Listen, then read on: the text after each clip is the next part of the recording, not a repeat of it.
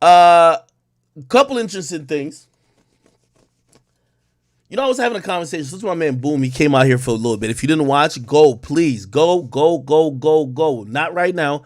After the stream, go to Spotify. We dropped the podcast today, me and Boom. Just bantering, talked about a couple of topics. I really want to know your opinion on that.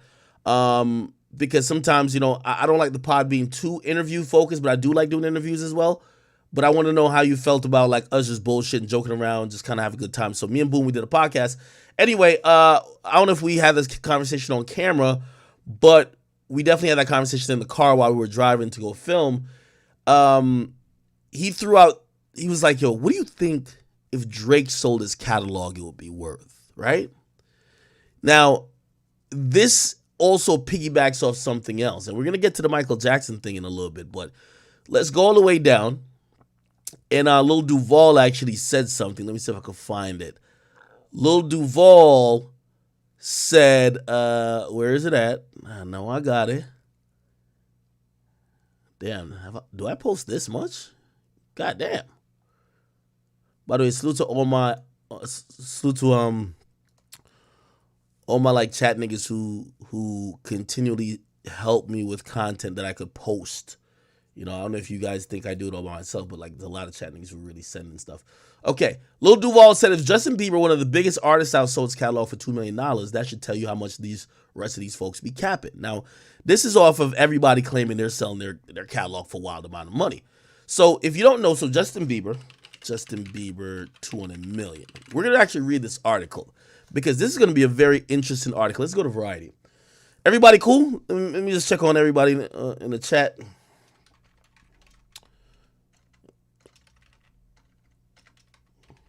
I have a Twitch chat, the Twitch chat on the screen, but I gotta make sure YouTube is good. Okay, I see YouTube is booling.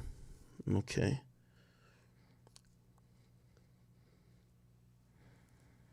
Okay. Let's try to make sure everybody is good before, because I hate when y'all be like, yo, act don't read the chat like I'm like some type of hoe ass nigga, man. Like I'm just some type of hoe ass nigga, man. I wish I could sound like one of them Louisiana niggas, man. All right, cool. All right, bet. Great. All right, so, perfect. We're going to read this article because, I try to give like a little bit of like, also music education when you watch me. So, what Duval said was if Bieber sold his catalog for 200 million, he says, some of these things is capping.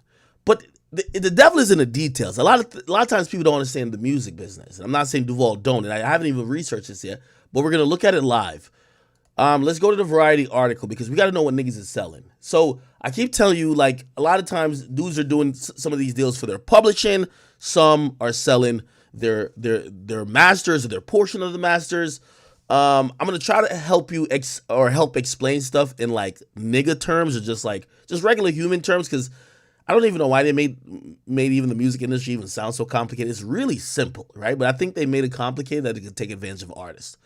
As expected, Justin Bieber sold his music rights to a Blackstone-backed hypnosis song Capital for north of 200 million. The company has announced news of the impending deal has been rumored for weeks, was widely reported last month. The deal includes Bieber's share of his publishing and recorded music catalog, Bieber's interest in his publishing copyrights, including the writership, the performance, masters, recordings, and neighboring rights for his entire back catalog, compromising 290 titles before December 31st, 2021. Okay? All right. Let me be honest about this deal, right? Because I think we all think Bieber is a very big deal. I don't know if can I pull up Spotify right here? It's going to help me. Spotify, Justin Bieber. Give me a second. Should be able to pop up. Okay, perfect. Here we go. He's had some fucking huge songs. Look, let me make this a little bit smaller. I can see it.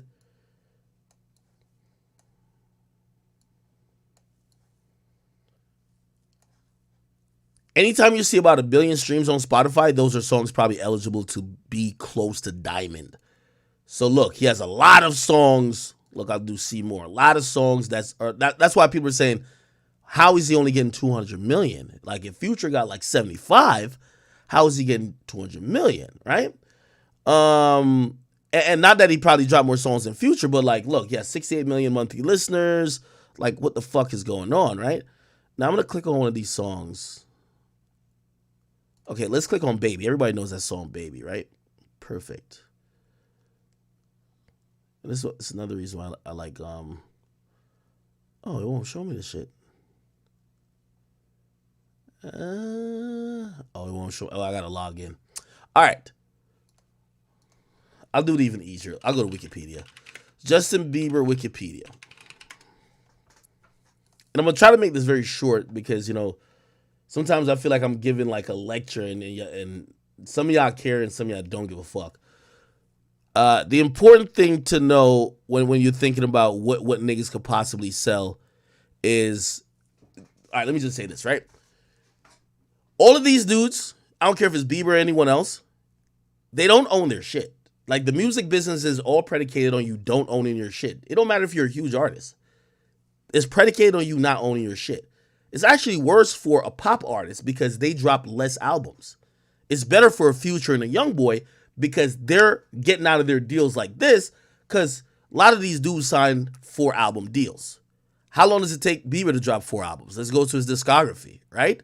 So let's say his first fucking deal was like a 4-album type situation. Let's go to his discography. God damn.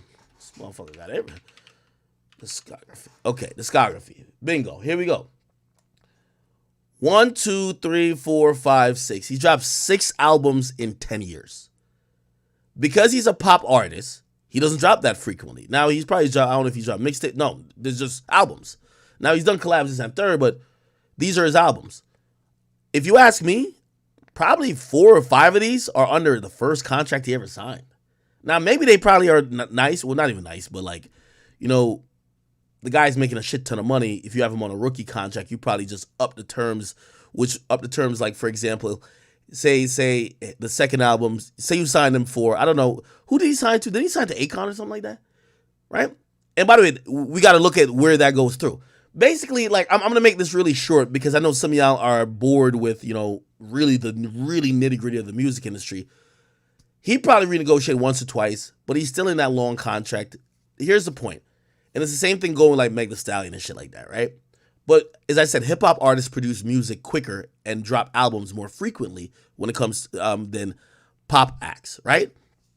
Because also hip-hop artists do mixtapes and then they fight tooth and nail to try to get those to count as albums, right? Here's the thing. Bieber signed a record deal. It's no way he owned any of his masters. And I know people act like it's only black artists that get screwed. Every artist gets screwed. When he signed, definitely don't own his masters, right? And he probably re-upped, like maybe around the 3rd album. And maybe he owns like, I don't know, let's say at best half of the masters with the label. So the reason why he's not getting $1 billion, because the streams would say he should get a shit ton of money. He's not going to get $1 billion because he don't own it. You don't own it. Why are they giving him the money? He don't own the shit. You only pay who owns the shit. That's the point. So for anybody who cares about ownership and shit like that, it comes into effect now. There's these big companies and conglomerates that's going around and they're giving out these huge deals.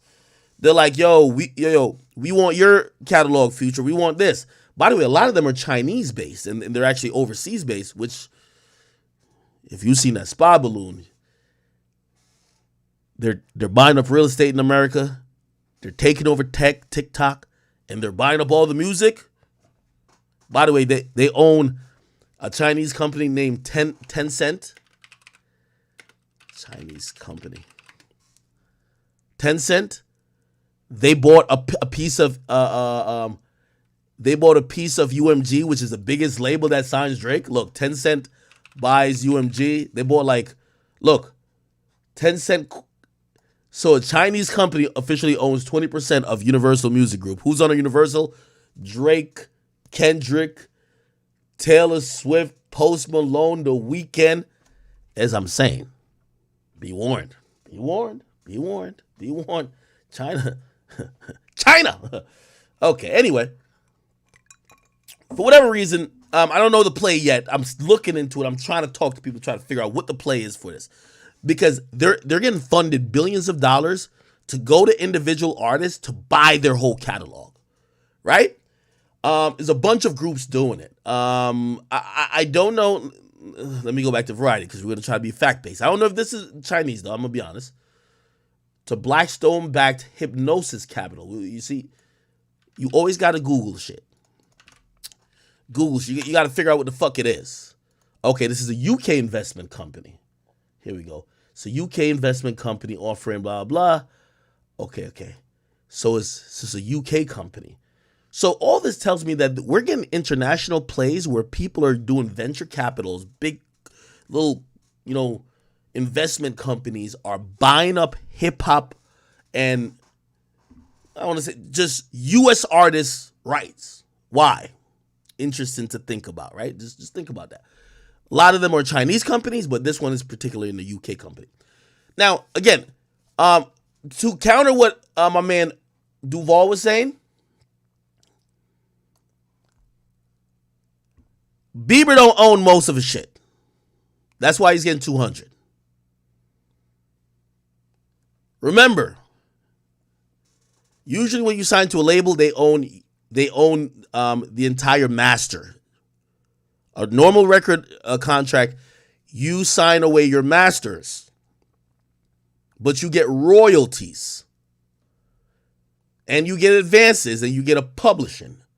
You get publishing. Usually, if back in the day, Diddy and them. If you wonder why Diddy and them, no disrespect to Diddy. Hopefully, if he sees this, don't think I'm dissing him. If you wonder how these niggas got so rich, they used to take artists publishing. Like the publishing used to just be for the label. Now it's kind of frowned upon. Like if you're taking someone's publishing, people have realized the publishing. Your kid's supposed to go to the mailbox and get those checks. If like for example, me and Boom, we riding in the car, we listen to that song, "Return of the Mac." Return, you know that song? Mark Morrison. If you look at his catalog, that's the only song really he got. Every nigga, the Fetty Wap done sampled it. Chris Brown done sampled it. Post Malone done sampled it. There's like a million songs that sampled it. Now, that song has about 300 million plays on Spotify. Granted, it's a very historic song. I think it came out in like 74, so it probably did the numbers already. But here's where publishing comes in. Everybody will keep sampling that song because it's a classic song. That one song alone will feed generations of his family. Every quarter, they're going to go to the mailbox and probably pick up a check for, who knows, hundreds of thousands, maybe millions. Especially if a new song sampled it recently. So this is how it shows how one song could feed a fucking generation of people. That's how important a song is. Now, if you don't own the publishing, well, he not getting the money. That's how important owning your publishing is, right? So what they used to do to artists is that the label owner would take the majority of your publishing and give you an extra check. So you signed for $250,000. He said, all right, well, how about I give you an extra $250,000 and I own your publishing? You don't even know what publishing is. You don't know that if you get a big song that everybody for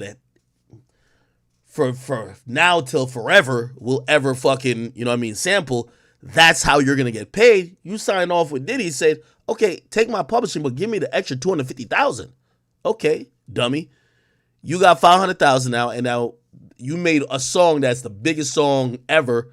You get paid in the moment, but Diddy and, everybody else who's, shake that at the Bad Boy Mansion and Carisha, they're eating off that publishing check. That's how it goes. So anyway, I only say this because I'm not trying to down on Bieber, but Bieber probably don't own much of his shit. Okay, let's just be honest, right?